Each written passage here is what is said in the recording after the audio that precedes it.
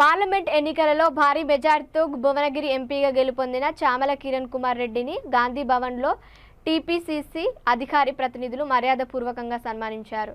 ఈ సందర్భంగా ఎంపీ కిరణ్ కుమార్ రెడ్డి మాట్లాడుతూ, నాకు కాంగ్రెస్ పార్టీ బీఫామ్ రావడానికి, ఎంపీగా అత్యధిక మెజార్టీతో గెలవడానికి ప్రధానంగా నేనే మీడియా ఇన్ఛార్జిగా ఉండటమేనని అన్నారు. 10 సంవత్సరాలు బీఆర్ఎస్ ప్రభుత్వ వైఫల్యాలను ఎండగట్టడం, ప్రజలలో మమేకమైపోవడం వల్లనే నా గెలుపు సాధ్యమైందని అన్నారు.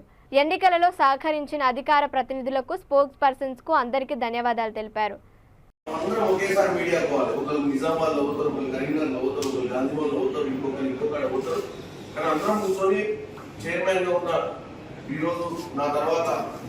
ఆయన క్రియాశీలకంగా ఆయన కూడా అడ్వాంటేజ్ ఏంటి చెప్పిన మీ అందరికంటే చిన్నోడు కావచ్చు రాజకీయాలలో ఆయనకున్న అడ్వాంటేజ్ ఏంటంటే ప్రతి దాన్ని స్టడీ చేసి ప్రతి చర్చలు కూడా క్లియర్ గా మాట్లాడటం. అంటే చర్చలు అందరం పాల్గొంటాం, నేను కూడా ఉంటాను, నాకు కూడా అంత క్లారిటీ ఉండదు. నేను ఏదైనా దడదడ మాట్లాడేసుకుంటున్నా క్లారిటీగా కంటెంట్ తీసుకొని మాట్లాడగలిగింది. కాబట్టి ఈరోజు ముఖ్యమంత్రి గారు నేను ఎన్నికల బాధ్యత ఆ పని మీద పోయినప్పుడు రామోహన్కి అవకాశం ఇవ్వాలన్న ఆలోచన ఆయనకు వచ్చింది. అయితే సరే, టీం వర్క్ అనేది చాలా ఇంపార్టెంట్. మీకు కూడా మంచి రాజకీయ అవకాశాలు వస్తాయి. స్పోక్స్ పర్సన్ అనేది ఆల్రెడీ చాలా మంది ఇంట్లో వాస్తవంగా కొంతమంది స్పోక్స్ పర్సన్ ఏందో తెలియదు. ఎందుకంటే పొలిటికల్ అకామిడేషన్ ఇచ్చినప్పుడు ఏదో అంటే ఏదో అకామిడేట్ చేయాలని చెప్పి దూరంగా అల్లేద్దామని చెప్పి మరి అన్నీ ఇలాంటి ఏముంటుంది స్పోక్స్ పర్సన్ అధికార ప్రతినిధి అంటే అధికారం ఉంటుందో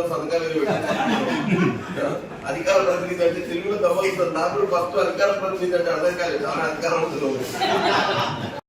ఎన్నికలు కౌంటింగ్ అయిపోయి వాస్తవంగా ఇంకా కూడా నిద్రల లేచి చూసుకుంటున్నారు కరెక్టేనా. ఎందుకంటే ఎన్నో ఏళ్ళ నుంచి కళ అయితే ఈ కళలో కూడా అనుకోండి తెలుసు, మీ అందరూ కూడా ఆస్పిరెంట్స్ ఉన్నారు, మీరందరికీ కూడా భవిష్యత్తు ఉంది, మీరందరూ కూడా కష్టపడ్డారు నా లెక్కనే. కాకపోతే ఒక అవకాశం ఎట్లా వస్తుందంటే కొన్నిసార్లు మనం అనుకుంటాం పార్లమెంట్ ఎంపీ కావాలని. ఒక 5-6 ఏళ్ళ నుంచి 2009లో యూత్ కాంగ్రెస్ ఉన్నప్పుడే డీలిమిటేషన్ నగరకల్ రిజర్వ్ తుంగతుర్తి రిజర్వ్ అయినప్పుడు మా మండలం తుంగతుర్తిలోకి వచ్చినప్పుడే యూత్ కాంగ్రెస్ ఆల్రెడీ జనరల్ సెక్రటరీగా ఉంది. ఇక నాకు ఎమ్మెల్యే ఛాన్స్ లేదు కాబట్టి ఎంపీ కావాలని కోరుకున్నా కానీ అప్పుడు రాజశేఖర రెడ్డి గారి ప్రభుత్వం అది బీసీకి ఇవ్వాలనుకున్నా కానీ లాస్ట్ రాజగోపాల్ రెడ్డి గారు ఇచ్చింది. అప్పటి నుంచి సరే ఒడిదుడుకులు, పార్టీ కొన్ని రోజులు పార్టీకి దూరం కావడము, తర్వాత క్రియాశీలక రాజకీయాలకు వెళ్ళి మళ్ళీ ఒక 4 ఏళ్ల గ్యాప్ తర్వాత బీఎంపీ కావడం. అంటే నేను ఎప్పుడు కూడా రాజకీయాల్లో మళ్ళీ ఒక పెద్ద పొజిషన్ నుంచి యూత్ కాంగ్రెస్లో అవకాశాలు కోల్పోవడం జరిగింది. మళ్ళీ జీవితంలో మళ్ళీ రాజకీయాలలో క్రియాశీలకంగా ఎదుగుతుందో లేదో అని ఒక డౌట్ ఉండే నాకు. ఆ భగవంతుడు 2017లో మళ్ళీ క్రియాశీలకంగా ఎంతో తీసుకొచ్చి పరిస్థితులన్నీ కూడా మీలాంటి వాళ్ళందరూ ఒక టీం వర్క్ చేసి మనం అందరం కూడా బేసిక్గా ఈ పొజిషన్కి రావడానికి, ఇవాళ నాకు టికెట్ రావడానికైనా, నేను ఎంపీ కావడానికైనా ఇదే ప్లాట్ఫామ్ మీడియా ఇన్ఛార్జ్.